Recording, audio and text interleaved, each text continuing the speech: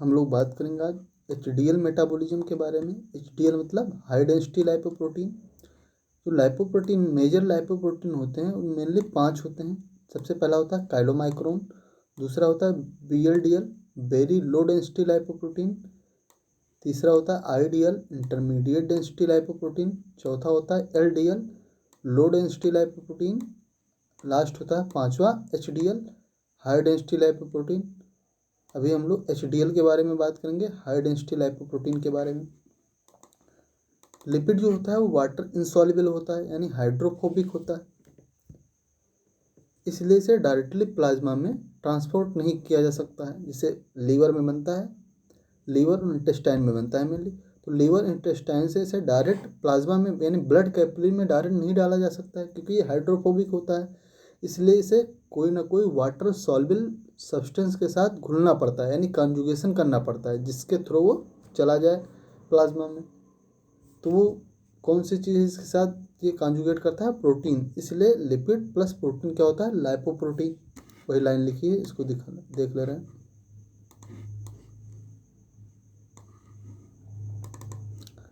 Lipid cannot transported in the plasma, so it has to be conjugated with somethings। किसी something के साथ इसे conjugate करना पड़ता है, विच सॉल्युबल इन वाटर, जो वाटर में सॉल्युबल होता है। ये समथिंग क्या है? Protein. So it complex with the protein, इसलिए इसे प्रोटीन के साथ कॉम्प्लेक्स करना पड़ता है। This component is known as the lipoprotein, जिसे लाइपोप्रोटीन कहा जाता है।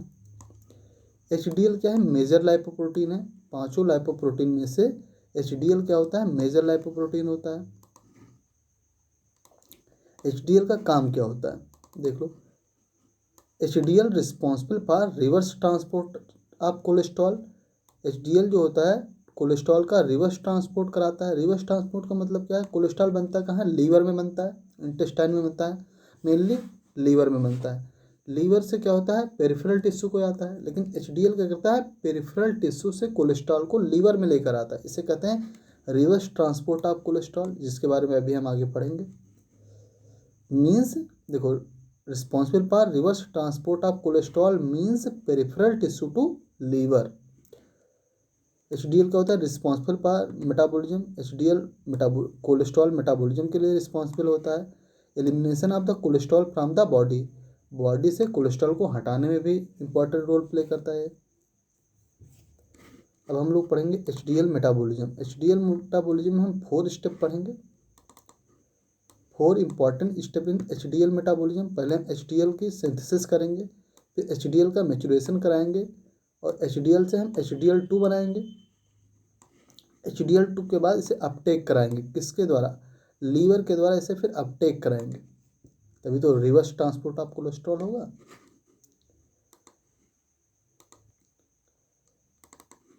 Synthesis of HDL occurs in liver and intestine. Liver में और इंटेस्टाइन में इसका सिंथेसिस होता है।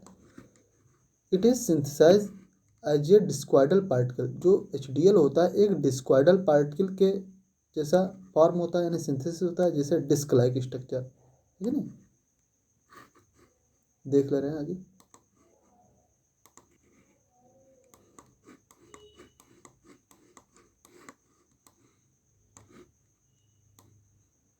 देखो, ये लीवर है, इंटेस्टाइन है। लीवर और इंटेस्टाइन में क्या बनता है? एचडीएल बनता है, जो होता है नेसेंट डिस्क्वाइडल एचडीएल। सबसे पहले क्या होता है? नेसेंट डिस्क्वाइडल एचडीएल, जो को डिस्क शेप रचना है। डिस्क्वाइडल एचडीएल के मतलब चारों तरफ फास्फोलिपिड की बाइलेयर होती है, जिसे प्लाज्मा मेम्ब्रेन मान लो। प्लाज्मा मेम्ब्रेन में क्या होता है? फास्फोलिपिड बाइलेयर होता है, वही है फास्फोलिपिड बाइलेयर होता है। और एपोप्रोटीन A1 होता है, एपोप्रोटीन E होता है, एपोप्रोटीन C2 होता है। नेसेंट डिस्क्वाइडल एचडीएल में जो नेसेंट डिस्क्वाइडल एचडीएल है, दोनों के थ्रू बनता है, लीवर के थ्रू भी बनता है और इंटेस्टाइन के थ्रू भी बनता है। लेकिन इसमें थोड़ा अंतर होता है। देखो, intestinal HDL has only A1। जो इंटेस्टाइनल एचडीएल होता है, जो इंटेस्टाइन से एचडीएल पार्टिकल बनता है, उसमें केवल एपोप्रोटीन A1 पाया जाता है। एपोप्रोटीन E और एपोप्रोटीन C सेकेंड नहीं होता है। लेकिन जो इंटेस्टाइनल एचडीएल होता है वो लीवर वाले HDL से एपोप्रोटीन ई और एपोप्रोटीन सी सेकेंड को एक्वायर करता है, वही लिखा है इट एक्वायर, यहाँ पे स्पेलिंग गलत हो गया, एक्वायर रहेगा, क्यों बीच में रहेगा, it acquire apoprotein E apoprotein C second from the liver HDL, liver के HDL से इंटेस्टाइन का HDL एपोप्रोटीन ई और एपोप्रोटीन सी सेकेंड को एक्वायर करता है। अगला प्रोसेस देख ले रहे हैं।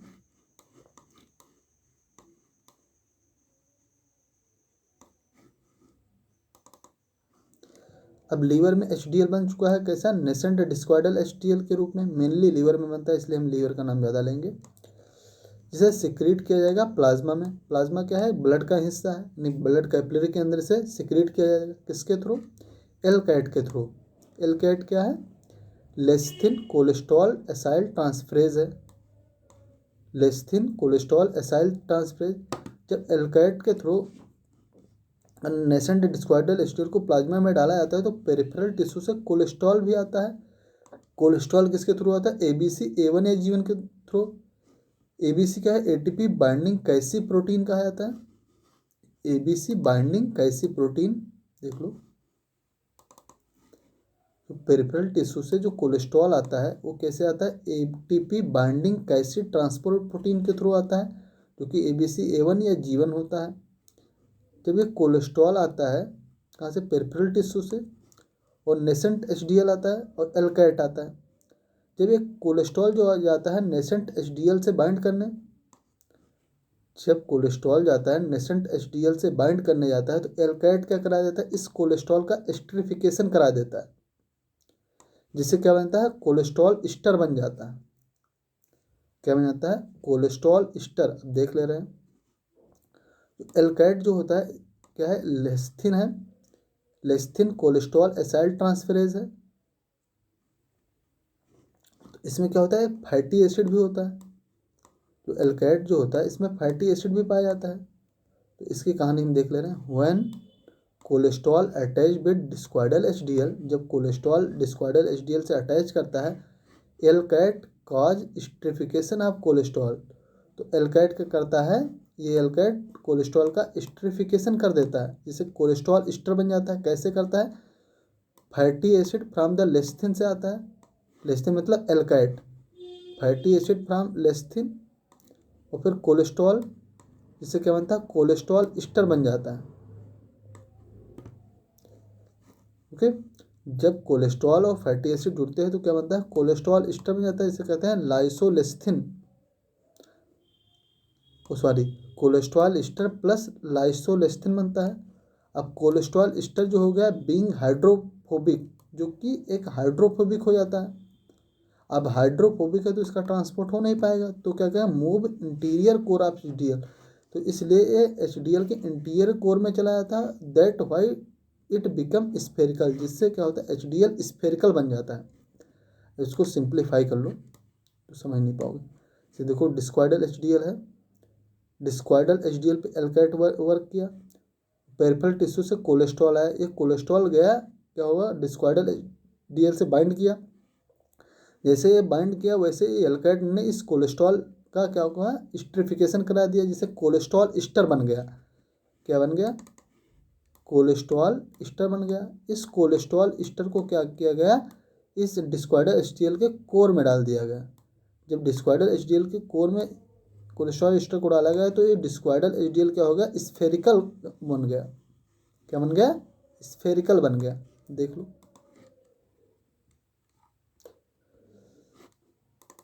देखो ये स्फेरिकल हो गया। अब बीच में पहले क्या था, कोलेस्ट्रॉल केवल था, अब क्या हो, कोलेस्ट्रॉल ईस्टर आ गया, और apoprotein A1 apoprotein C second apoprotein E लगा हुआ है। इसे क्या कहेगा, HDL3 कहा जाएगा। नेसेंट HDL का मेचुरेशन हो गया, किसमें, HDL3 में मेचुरेशन हो गया। ओके, जो HDL3 जो होता है इसमें contain lot of cholesterol Easter, इसमें बहुत ज़्यादा कोलेस्ट्रॉल ईस्टर पाया जाता है, क्योंकि अभी कोलेस्ट्रॉल ईस्टर बन के इसके कोर में आया है। देख लो इस पॉइंट को,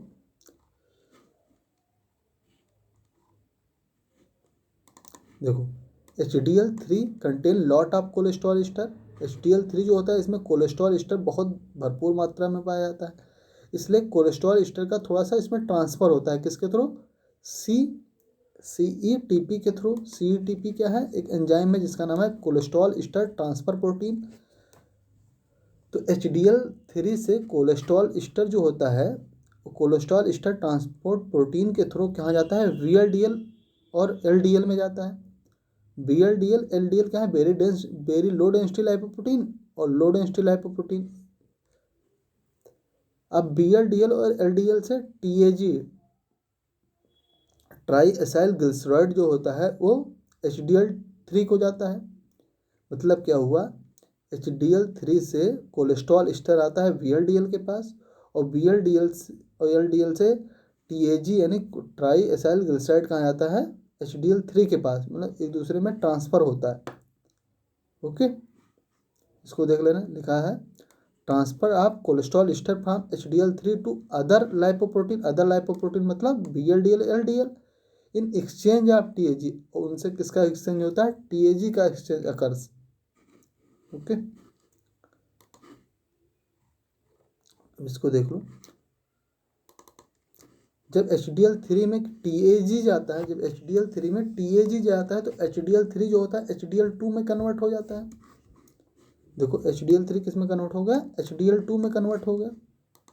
देख लो HDL3 जो था HDL2 में कन्वर्ट होगा, इसके अंदर क्या आ गया, TAG आ गया, क्योंकि HDL3 ने TAG को किससे एक्वायर किया, VLDL और LDL से एक्वायर किया, इसे कहेंगे HDL2 कह दिया जाएगा। ओके,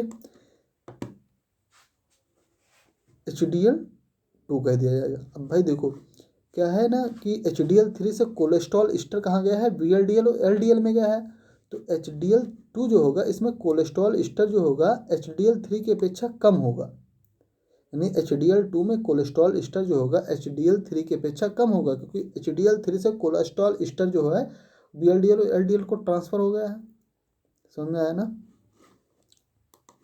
ये पॉइंट बहुत इंपॉर्टेंट है, देख लो सही से। देखो HDL2 फॉर्मेशन हो चुका है, HDL2 का फॉर्मेशन कंप्लीट हो चुका है। HDL2 का अब अपटेक होगा किसके द्वारा, लीवर के द्वारा। देखो HDL बनना कहाँ से स्टार्ट हुआ था, लीवर से, अब लीवर में ही इसका अपटेक होने जा रहा है। लीवर जो होता है इसमें HDL रिसेप्टर पाए जाते हैं। HDL रिसेप्टर कौन होते हैं, SRB1 जिसे कहते हैं स्कैवेंजर रिसेप्टर B1 फैमिली। जिसे अब देखो इस SRB1 का एक स्पेसिफिसिटी होती है, ये HDL2 से केवल और केवल कोलेस्ट्रॉल एस्टर पार्ट को लेता है, जबकि A1 पार्ट को यानी A1 एपोप्रोटीन को नहीं लेता है, केवल और केवल कोलेस्ट्रॉल एस्टर को लेता है। A1 को क्या कहा जाए, और किसी को नहीं लेता है, लेकिन मेनली A1 होता है। तो इसमें जो मेन एपोप्रोटीन है वो क्या है, A1 है, ध्यान रखना, एपोप्रोटीन A1 मेन है। अब देखना कि HDL2 से क्या है, कोलेस्ट्रॉल एस्टर का टेक हो जाता है किसके द्वारा, लीवर के द्वारा। अब कोलेस्ट्रॉल एस्टर लीवर के द्वारा, लीवर में चला गया, अब लीवर में कोलेस्ट्रॉल एस्टर का फर्दर क्या होगा, cholesterol ester in liver excreted in bile, या तो कोलेस्ट्रॉल एस्टर को बाइल में एक्सक्रीट कर दिया जाएगा, और कन्वर्टेड टू बाइल एसिड, या कोलेस्ट्रॉल एस्टर को बाइल एसिड या मेटाबॉलिक एसिड में या मेटाबोलाइज कर दिया जाएगा, सॉरी, या तो कोलेस्ट्रॉल एस्टर को लीवर में बाइल में एक्सक्रीट कर दिया जाएगा, या फिर इसे कन्वर्ट कर दिया जाएगा बाइल एसिड में, या फिर कोलेस्ट्रॉल एस्टर को मेटाबोलाइज कर दिया जाएगा, इसे टुकड़ों में तोड़ दिया जाएगा। ओके, ये है HDL मेटाबॉलिज्म। इसके आगे देख ले रहे हैं,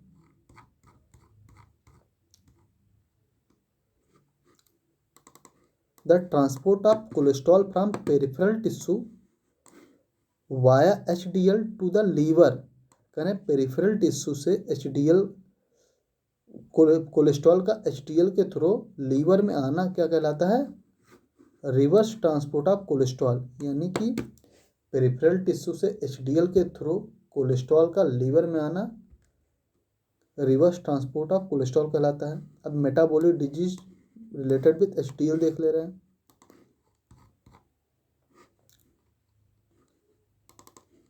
फैमिलियल अल्फा लाइपोप्रोटीन डिफिशिएंसी, एक कंपाउंड होता है फैमिलियल अल्फा जो कि एक कोलेस्ट्रॉल है। फैमिलियल अल्फा लाइपोप्रोटीन डिफिशिएंसी अगर हो जाती है तो इससे 3 डिजीज होने की संभावना होती है, एक Tangier disease, fish eye disease, A1 deficiency disease. ठीक है, जो लाइपोप्रोटीन, ये अल्फा लाइपोप्रोटीन जो है एक HDL है, हाई डेंसिटी लाइपोप्रोटीन है, इसलिए इसे कहा जाता है HDL रिलेटेड डिजीज। यानी फैमिलियल अल्फा लाइपोप्रोटीन डिफिशिएंसी अगर हो जाएगी तो 3 डिजीज होने के चांसेस रहेंगे, जिसमें होगा क्या आगे हम देख ले रहे हैं। देखो जनरली क्या होता है, इस कहानी को समझना है। जनरली क्या होता है, plasma has more amount of discoidal HDL। Plasma में देखो बहुत ज़्यादा डिस्क्वाइडल HDL होता है। कैसे, लीवर में और इंटेस्टाइन में HDL बनता रहता है, नेसेंट HDL बनता रहता है जिसे डिस्क्वाइडल HDL कहते हैं, वो प्लाज्मा में स्टोर होता रहता है। लेकिन अगर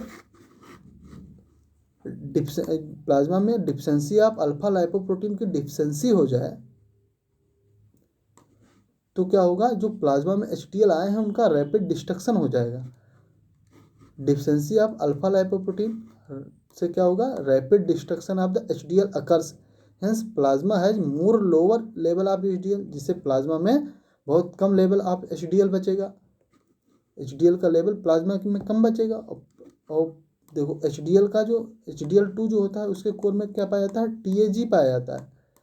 जो HDL बनेगा नहीं तो TAG कहाँ पड़ा रहेगा, प्लाज्मा में पड़ा रहेगा, तो प्लाज्मा में TAG का कंटेंट ज़्यादा हो जाएगा। तो वही लिखा है more content of TAG increase in the TAG level, TAG का लेवल बढ़ जाएगा प्लाज्मा में, क्योंकि अभी HDL में यूज ही नहीं हो पाएगा, जिसे कहोगा मोर चांस ऑफ एथेरोस्क्लेरोसिस, जिससे एथेरोस्क्लेरोसिस के चांस बढ़ जाएंगे। एथेरोस्क्लेरोसिस मतलब जो ब्लड वेसल होगी उसमें कोलेस्ट्रॉल का जमाव स्टार्ट हो जाएगा, जिससे ब्लड वेसल सक्रिय होती चले जाएगी। ओके,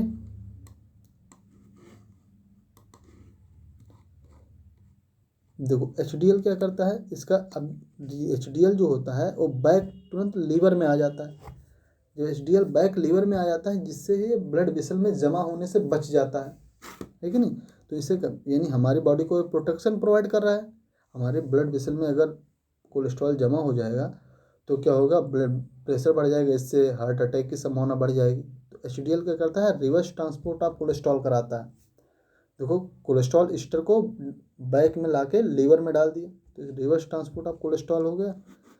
इसलिए लाइन लिखा है HDL is good cholesterol since it is protective nature, it is responsible for reverse transport of cholesterol, so decrease the level of cholesterol in the blood. इसलिए ब्लड में cholesterol level को decrease कर देता है, वो कहाँ लाके कोलेस्ट्रॉल को डाल देता है, लीवर में। It is the cardio protective, इसलिए कार्डियो प्रोटेक्टिव है, यानी हार्ट के लिए प्रोटेक्टिव है ये। अब HDL मेटाबॉलिज्म खत्म होगी, अब आगे हम लोग पढ़ेंगे metabolism of VLDL and formation of LDL, इसको हम अगले वीडियो में पढ़ेंगे।